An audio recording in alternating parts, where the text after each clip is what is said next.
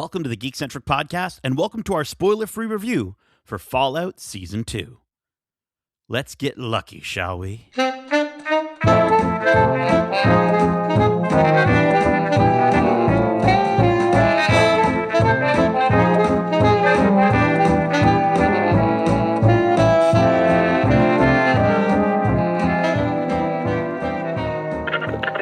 Welcome back, Vault Dwellers, to the Geekcentric podcast. My name is Nate, and this is our spoiler-free review for Fallout Season 2.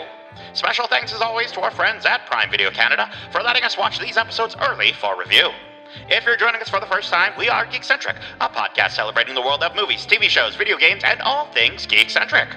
Now, before I get to who's joining us for this review, first, a word from our sponsor, Robco Industries. From household helpers to cutting-edge security solutions, Robco is building a brighter tomorrow today. Why trust the future to chance? Trust it to Robco Industries. Robco, the world may end, but progress marches on. Joining me for this apocalyptic review is my fellow Vault Dweller turned Wastelander.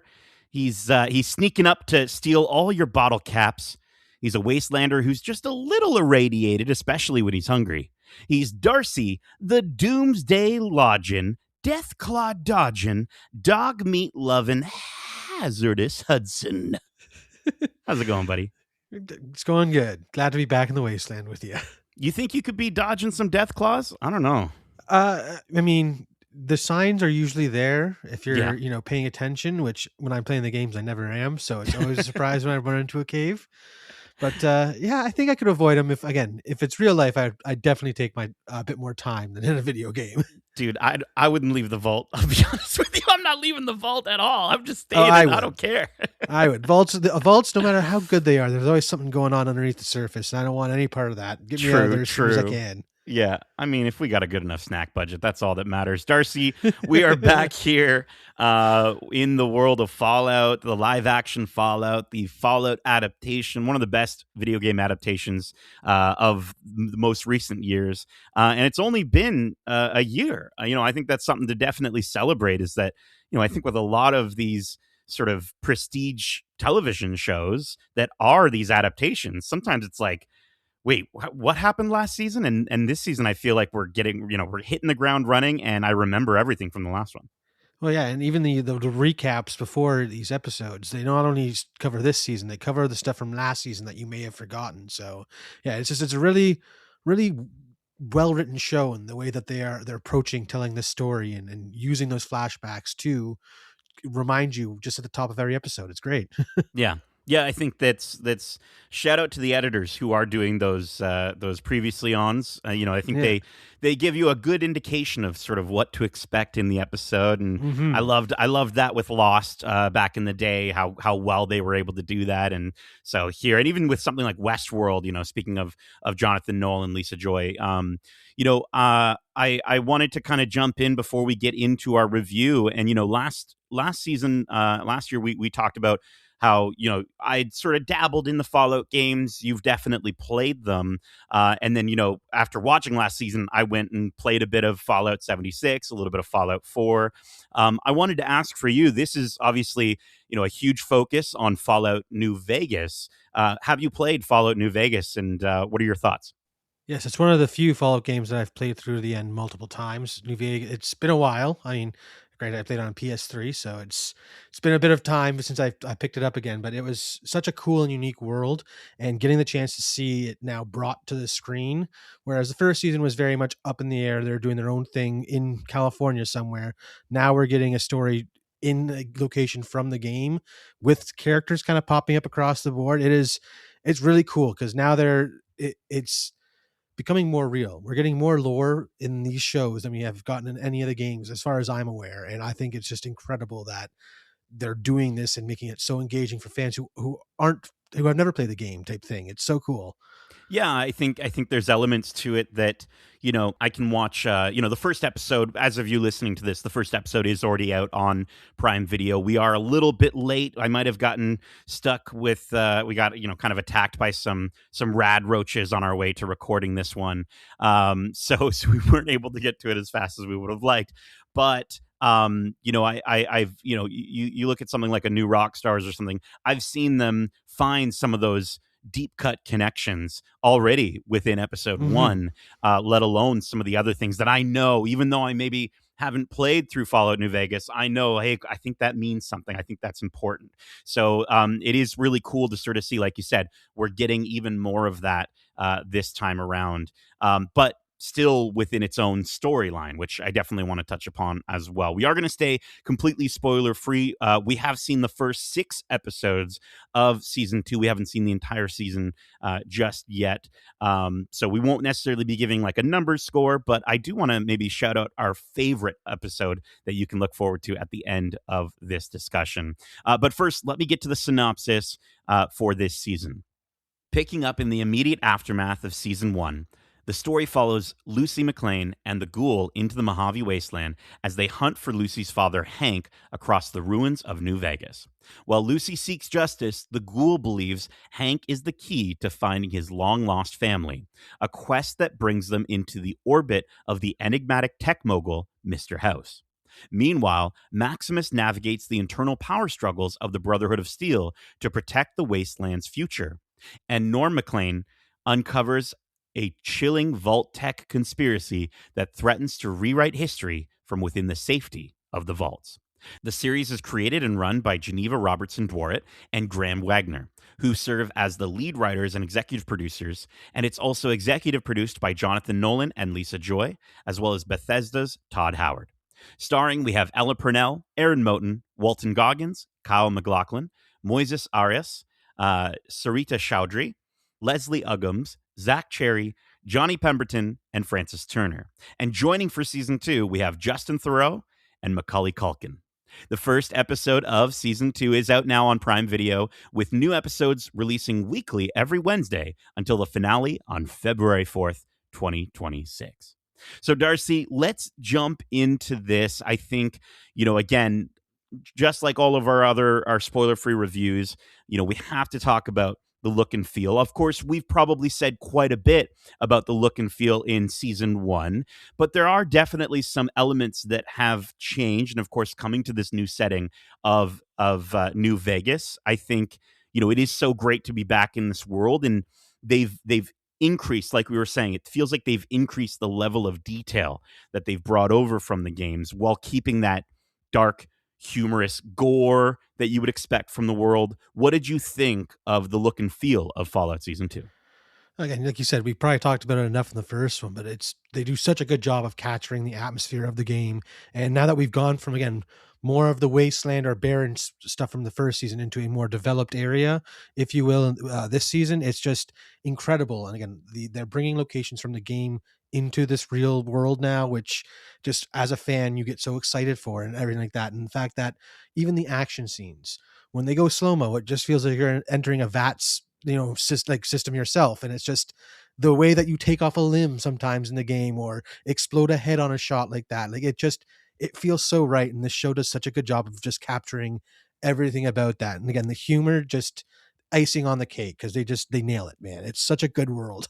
It is, and it's so wonderful that we get a world and a show that is approachable the way it is, from the standpoint of, like, my dad just rewatched the last few episodes from season 1 because he did watch it. He is a fan of the show. Does he know anything about the Fallout universe when it comes to video games? Not at all. I don't even know if he knows that it was a video game. It's a western in the wasteland. That's all you need. It's so perfect, and I think it's so creative. And like you said, the vats of it all. We are getting those slow-mo shots. We're getting some fantastic camera work this season, or even some of the weapons that I do recognize, a few of them making their appearance in live action this time around. Nuka-Cola bottling plants, are in this season. You'll see them. You'll be able to point them out. But I also think too, and like I said earlier, for those who have played the games, and for people who maybe watch a New Rockstars video like I did to understand some of those deep cut Easter eggs, they are there. They're hidden in the background of some scenes, but they definitely are there in New Vegas. But I also think too the broadened scope, right? We're going, like you said, we're going beyond the Mojave Desert. We're going beyond the general wasteland. We're now kind of honing in on cities like New Vegas, but also other cultures and various factions. And I think that's so much fun, right? I know that from what I've read and what I've studied of Fallout New Vegas, and of course a little bit of what I've played, factions play a big part in those stories. And so to get to see those factions, not just in our current timeline, but also through flashbacks, is so exciting. And so getting to see the way that the show visually changes, and you just see how clean everything is to how dirty everything is in the same episode, is really, really cool. Yeah, again, those legions that we're getting in this season are straight from the game. They are basically what the story is sculpted around. I think what's so cool is the way that, because this show takes place like 15 or 16 years after the events of the video game, no matter what the player do or whatever they chose to outcome, it's the wasteland. Things are going to change, and anything can really be canon. Like our stories that we played could be what led to this version of the wasteland, which is so cool. Because again, we're getting all the same factions, we're getting the same locations now, and like even the antagonist from the game has been mentioned in this season, which is incredible. So like it is such a fun story to be a part of again in this new way. It's so cool. And I think a huge part of that does come down to, I'm not sure Lisa Joy's stance on the video games necessarily, but I know that Jonathan Nolan has said in our interview, as well as other interviews, that he has played the games. He is a huge fan of the games. And of course, Todd Howard being an executive producer on this series absolutely plays into what you're saying there. The synergy, right? We've got the Ghoul now available, I believe is now available as DLC for Fallout 76 with his own branching storyline, which is so cool. Well, I think the coolest thing is that as they were getting ready for the release this season, they said that the next Fallout game will be directly impacted by the events of the show. Wow. Which is wild to think that we started as a video game going to a show and now going back into a video game. Just again, as someone who loves the story and world, getting so much of it through the show and now having that reflected in the game is just, it's a really cool thing to, again, it's one of the coolest ways to be a part of a story is the fact that I can now go on and pick up like a game that leads into this and then will lead out of this. I don't know. It's so cool. 100%. And I can't wait to see, for future releases of the game. I jumped into 76. I didn't stick with it as much as I could have. I think for me, more traditional Fallout 4, Fallout 3 style game is probably what I personally would prefer. But shout out to all the 76ers out there who love and adore that game. I wanted to just say too, because this is one of the things I loved in some of the opening intros or some of the things in the games. I love whenever we get to see our real world history clips from real world history mixed in, and you've got logos popping on the screen for Robco or Vault Tech or Mass Fusion, and just to see like in universe advertisements being tied into our own history. At one point, and this is in the trailer, so it's not a spoiler, but at one point, I think we see like sort of Elvis-inspired ghouls. That's from the game, man. That's awesome. But what I'm saying is, I love that we are able to sort of get that sort of meta, alternative history narrative, so well translated over. Again, I think what we talked about in the first season is that we've now seen more of the pre-war world than we have ever before. Again, it was all through, archival footage or documents to read in the game, and now we're seeing firsthand events of what led to the end of the world, which is so cool. And again, like the way, like you said, how the society kind of froze because they were focused on the Great War. So all the arts and entertainment were stuck in that, 50s, 60s era stuff. So that's why you have things like the Elvis and some of those clips can be carried over. But that alternate twist on how the war changed, how we developed is so cool. And again, getting to spend more time there this season is incredible. The flashbacks sequences are so cool. And again, add so much depth to this world. 100%. And I think, you mentioned the being stuck in that era and the music. Oh my gosh, Darcy, the music, we're getting more ink spots. Like ink spots, That's Fallout. But we're also getting, Johnny Mercer, Chubby Checker, Sam Cooke, Burt Whedon, like all these musicians that just you're so engrossed in this world, and it's such a wonderful contrast between some of the horrific things that are happening on the screen while you're hearing this bouncy, lovely sort of like kooky music. Hmm. And it works so well, but also in the mix with Ramin Djawadi's score. Ramin Djawadi, Game of Thrones, Westworld, like such an incredible composer. He does such a good job at taking those sequences where before you're laughing with Chubby Checker, doing the twist or whatever, seeing an action scene, but then we hit the next sequence and it's incredibly emotional. And Ramin Djawadi just undertones that so perfectly. So good. Yeah, again, he manages to find that way to connect these absurd moments to the serious ones flawlessly. And like again, you're on a roller coaster ride because it's the wasteland almost. The humor is the only way that humanity learned how to deal with what happened. And we're seeing how there's still people and horrible things still happen and they still get impacted by it, but it's kind of glossed over with that the wasteland lens that they now have to view the world through. So it's wicked how the music just mirrors the tone so well. Yeah, it's nothing a few sips of flea soup can't help. Yeah. That's a great moment with flea soup. I think the other thing I want to mention, I've got one negative, but just before I get to that, when it comes to look and feel, um, I'm not going to say much. And Darcy, I don't think we should say much. They are in the trailers, so we can say this. But the Death Claw is freaking fantastic. There's a little bit of floatiness with the visuals with the Death Claw, similar to like what you might have with the Demogorgons in Stranger Things. It reminded me a lot of sort of that visual look. It is still a TV show budget, but for what they've done with it, how cool is that to see fully realized? It's incredible, and they're being very smart about how they want to shoot these things to play into that budget. But again, it's the floatiness is okay when you're used to playing Bethesda games because that's usually the lowest of the visual It's qualities more you're dealing accurate.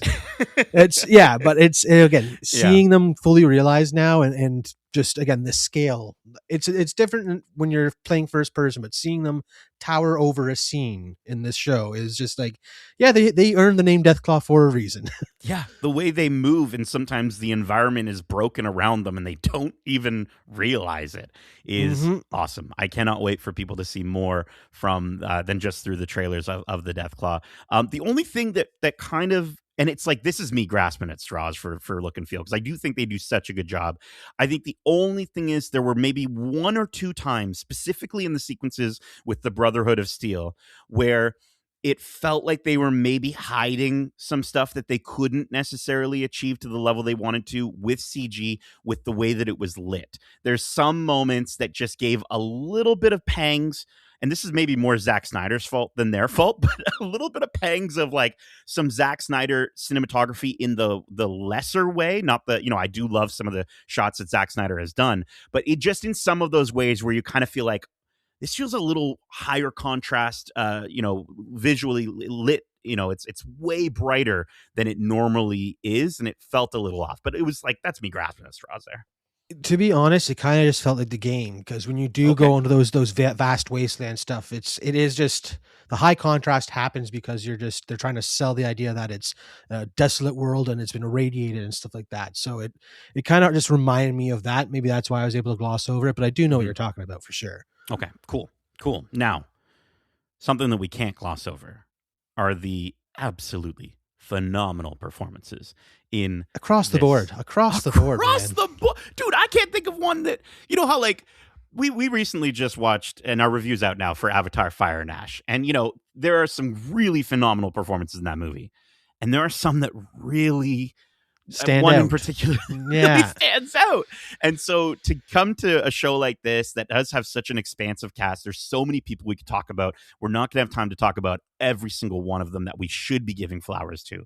But I want to start with Ella Purnell, Lucy McClane, of course. I said this last season, but again, Ella Purnell is just perfect in this role. She is just perfect. And, I think last season we saw her continuously frustrated, her character, Lucy, she's continuously frustrated with her inability to take on the world outside the vault, despite how prepared she felt coming out of the vault.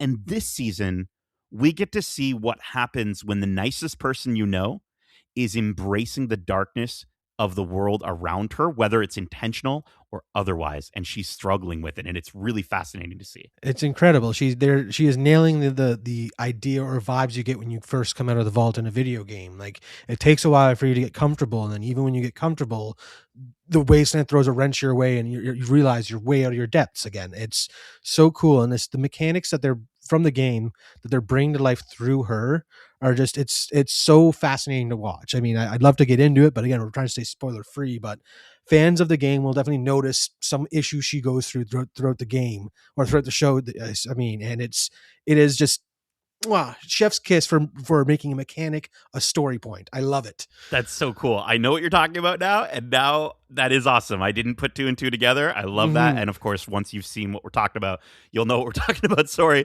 you have to wait to see that. But I will say I absolutely agree with you, and I think that again, what a phenomenal way to bring it full. The adaptation of it all full force, not just into the world, but as you said, into these characters. I think getting to see the range that she's getting to explore with Lucy this season, she's nailing it. And of course, we know that she can do dramatic roles. I love her in Arcane, of course, and the depth she goes with some of her other characters. Yellow Jackets, absolutely. But I think here, we get to see. I think the first season, Lucy, we're seeing her, and of course we do get to see her struggling, but this season we really get to see her going to a place of almost losing who she thought she was, and it's awesome. And she's doing it out of survival, it feels like, but also there's something there's some part of the ghoul that seems to be rubbing off on her. Yeah, again, I think it's a lot of her performances is so great or is so great this season because she's bouncing off Walton Goggins' Ghoul so frequently. Like, they're one of the greatest pairs you can stick together with someone who has seen literally everything since the bombs dropped and someone who has been hidden away and is super optimistic, and how they impact each other on this journey through the wasteland. It's incredible. Like, yeah, I'm loving it. The stories that we get, the fact that they are so like separated and on its own, I still can't get enough of any of them. Like, there's no point in time where I'm changing to a different character or something like that where I get disappointed, because all the stories are great. Yeah, it's funny, right? You think about some of these larger cast TV shows where sometimes you're like, you jump to another character like, oh, I really wanted to stay with that one. But no, you're right every single time. And let's talk about Walton Goggins, Cooper Howard, the Ghoul. I'm so happy he's in this show, Darcy, and I'm so happy he's Cooper Howard, and I'm so happy because he is so excellent on screen. He's so captivating, and even covered head to toe in makeup. Like, he's amazing in the flashback sequences.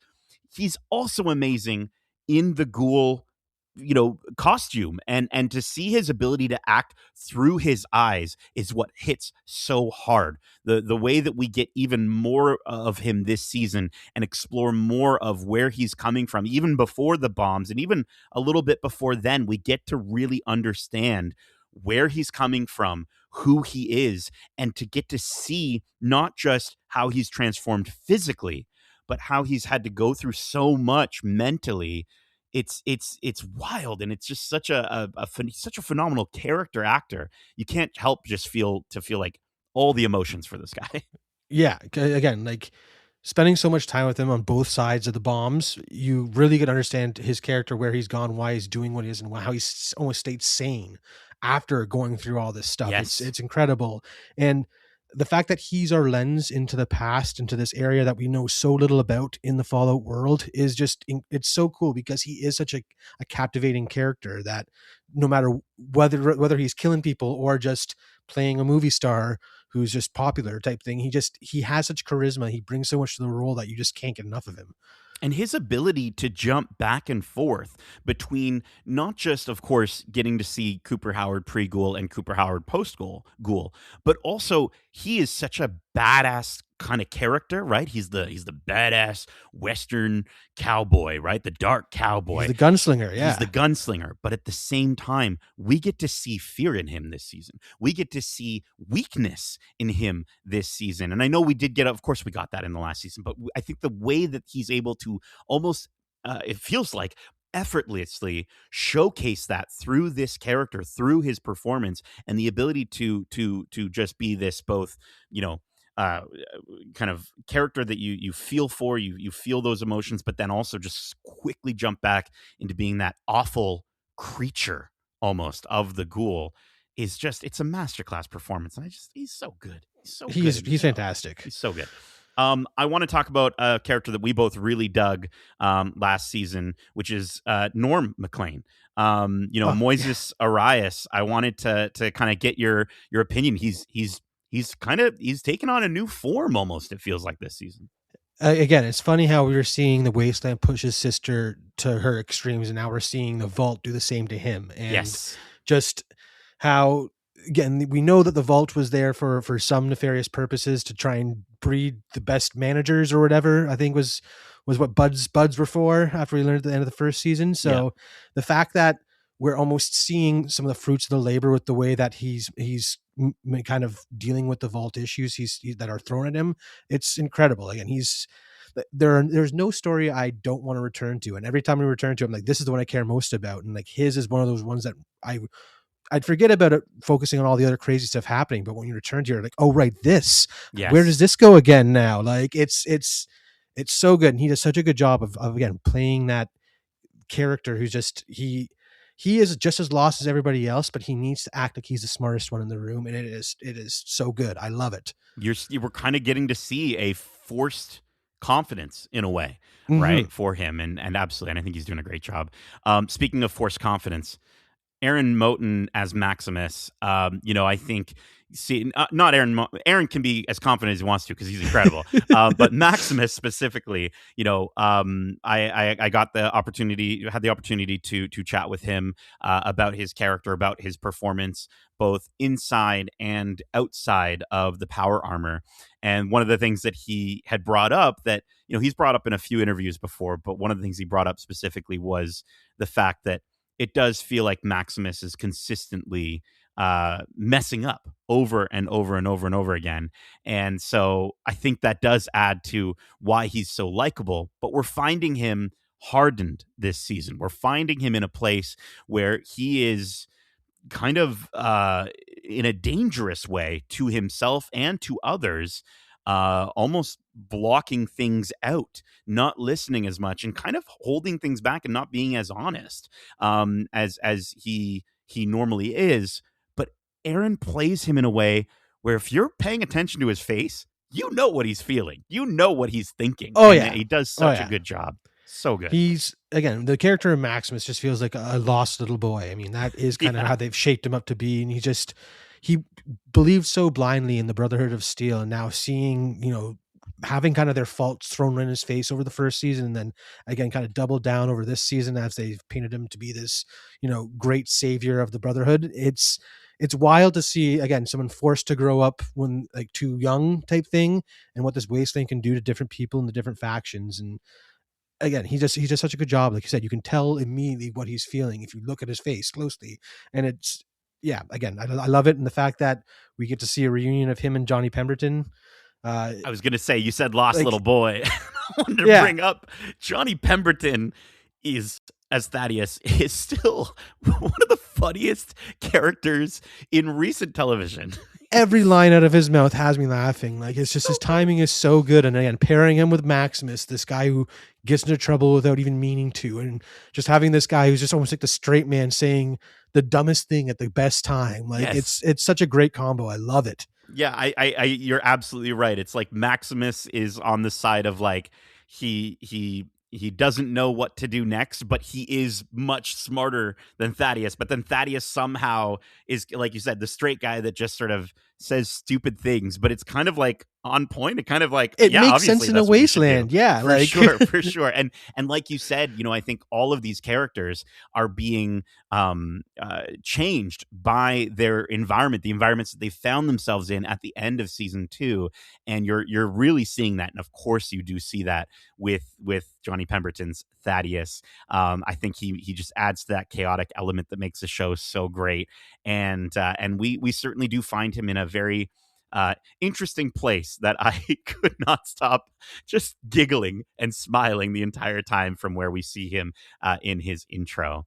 I wanted to bring up one more character or one more performance, rather. I don't even know if we should necessarily say too much. I mean, on the internet, it is stated as to who this person is playing, but Justin Theroux is in this show. And Justin Theroux, I will just say he is another heavy hitter from an acting standpoint. Up alongside Walton Goggins. He is not only just holding his own, they are like, it's like watching so much wonderful performance acting magic going on the screen. And I'm so excited. I'm so excited from the little bits that we have seen within these first 6 episodes. He's doing the transatlantic 1930s accent so well. He reminds me a lot of Fontaine from the BioShock games, both in his character, but also the way he sounds. And just anytime he's on screen, I found myself sitting forward. Like I was, obviously the entire show, and there's so many intriguing elements to it. But the moment he comes on screen, I'm sitting up, I'm adjusting in my seat because I am like, what is going to happen next? He's so good.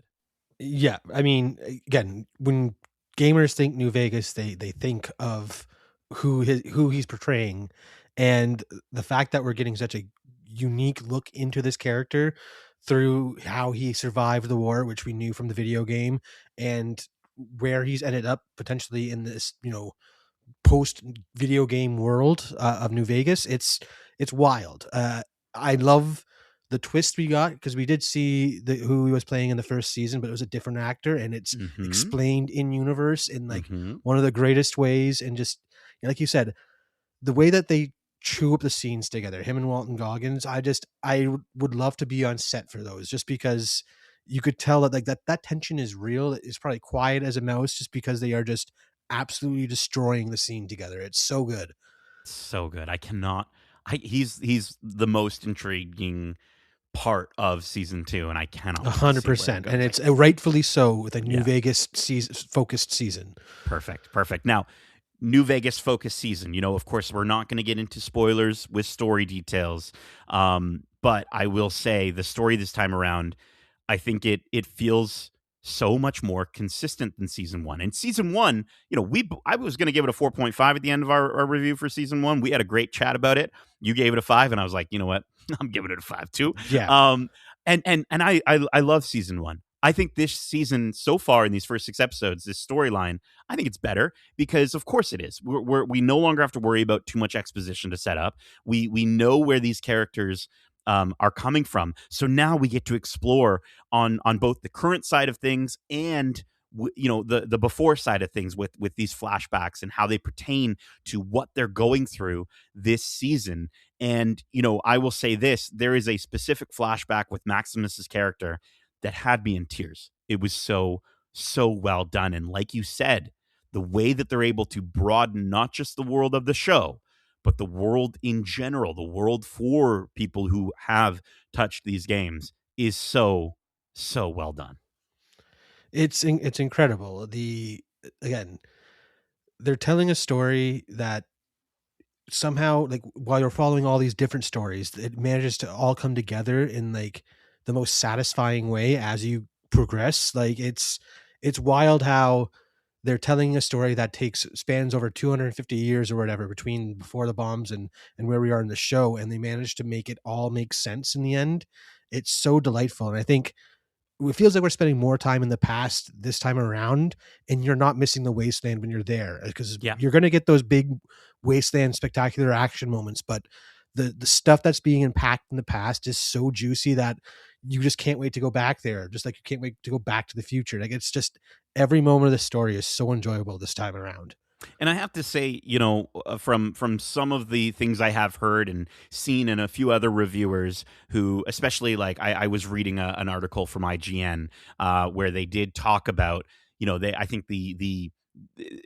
shout out to IGN. I love IGN. I love a lot of the articles and the editors there. I will say the article felt a little clickbaity, just in the sense of like the one thing that may ruin Fallout New Vegas for the game players, might ruin season 2 for Fallout New Vegas players.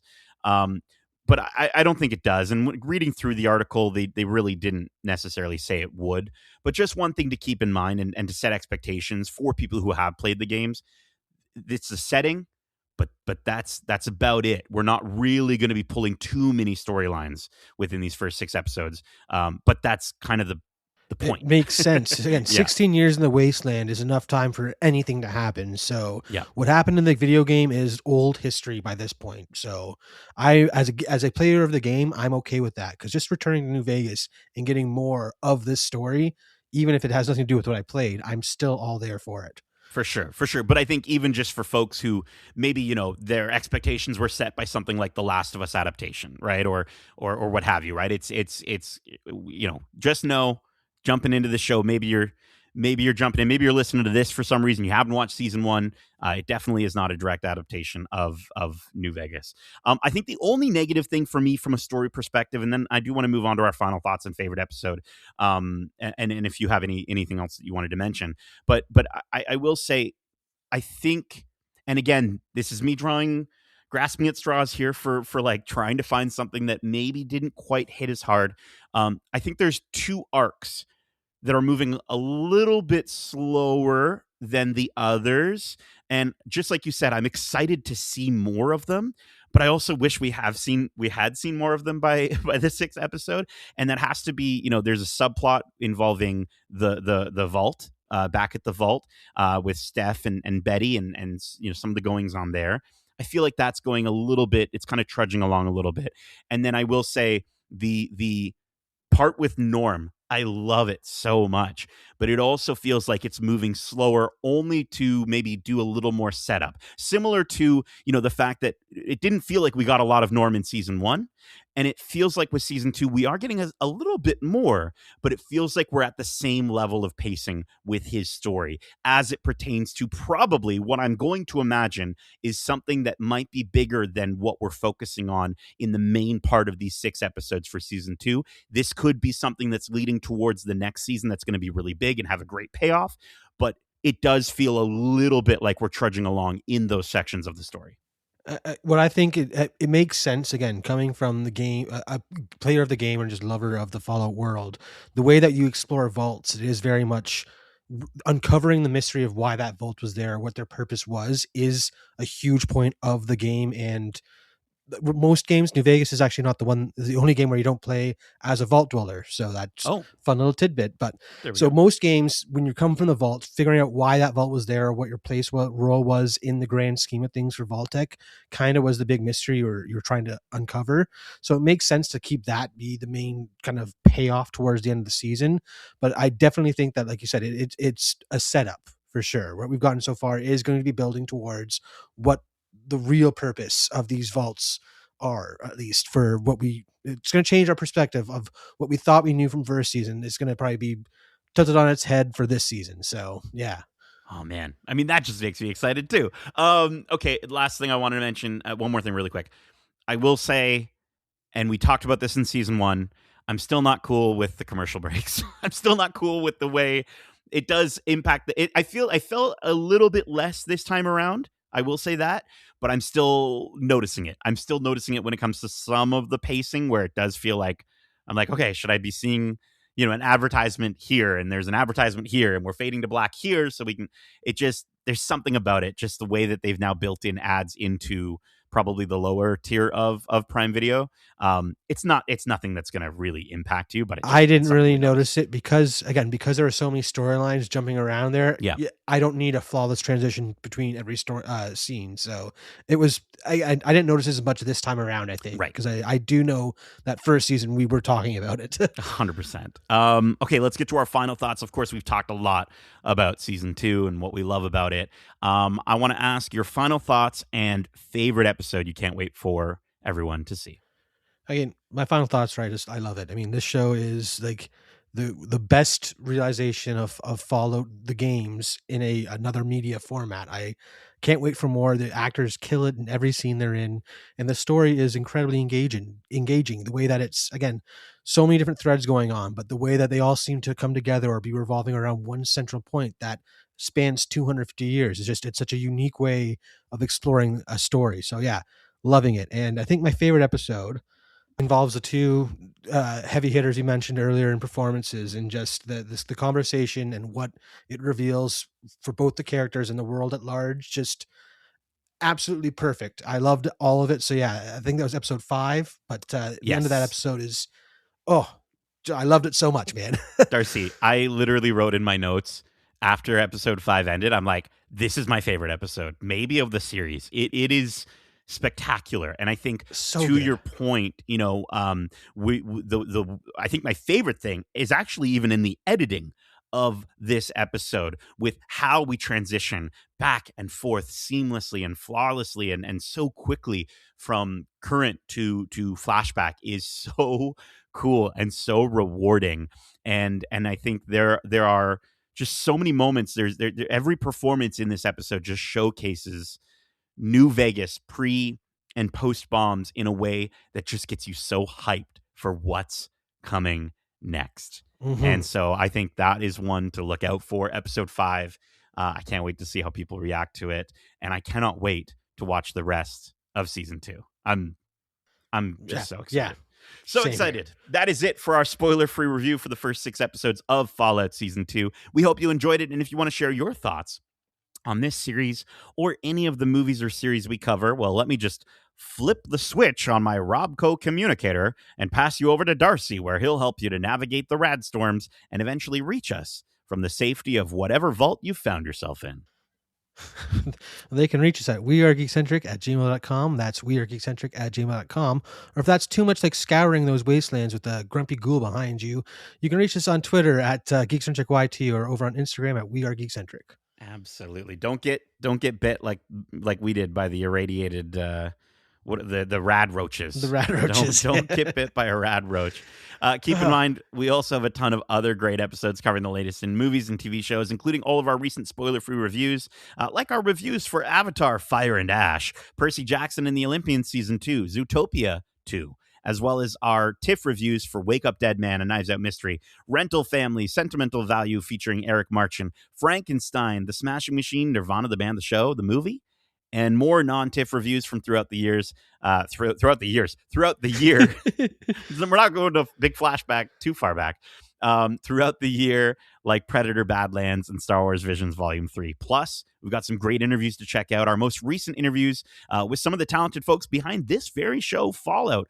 As I mentioned in our review, we had the chance to talk to Aaron Moten, who plays Maximus, about his performance both inside and outside the power armor. And we talked to Todd Howard and Jonathan Nolan and talked to them about the thematic mirrors that this show holds up to our own messed up world. But then don't worry, we brought it back to a positive place by talking about the incredible music in both this show and in the games. And I also asked Todd Howard if Cooper Howard was named after him. Check out that answer in that interview. Plus, I am beyond stoked to say we've also got red carpet coverage and our interviews with Stephen Lang from Avatar: Fire and Ash, as well as, and Darcy, come on. Are you kidding me? Bro, the Geekcentric podcast welcomes James Cameron to the podcast, both in our red carpet coverage, where Darcy absolutely crushed it. As somebody who's done a few of those carpets, dude, I have to say I'm beyond proud. I'm beyond stoked for you that you were able to do that and be able to have those moments. There's some really great, fun interactions on the carpet. Darcy, how was your first red carpet experience for Avatar: Fire and Ash? It was surreal. You guys threw me right into the deep end, making me talk to one of the most prolific directors of all time, and it was great. We threw you into the fire. Yeah, I mean, yeah, he saw the mic and he said, "Geekcentric, oh, we're gonna get along," and it was true. He was a delight to talk to, and so was Stephen Lang. So good, so good. And of course, if you want to see those, they're available on the socials that Darcy mentioned earlier, as well as if you do want to see our longer, full interviews with both Stephen Lang and James Cameron. Justin got to sit down and dig deeper into the character of Quaritch, as well as some of the elements that James utilized when it comes to the technology, as well as working with actors like Una Chaplin, who joined as Varang. She was probably one of our favorite parts of Avatar: Fire and Ash. So those red carpet clips are available on our socials. The full interviews are available on either your podcast service of choice or over on YouTube at youtube.com/geekcentric. Darcy, Nate, as of right now, it is still fall. We're not at winter just yet, but we are almost through 2025. We're wrapping the little bows on the last little episodes as the last little, sort of bits of coverage that we have for 2025. It's been such a phenomenal year, and I cannot wait to recap it all in a Geek Back early next month, at the beginning of January. But don't fret. There is still a little bit of coverage coming out for maybe a few more little things here and there, including some interviews for one of my favorite shows of the year, Pluribus, coming real soon. So stay tuned. Be sure to subscribe to us. You can join us in all of our Geekcentric goodness. Darcy, thank you so much for joining me for this rad spoiler-free review. And as we say, okie dokie, love ya. Laters.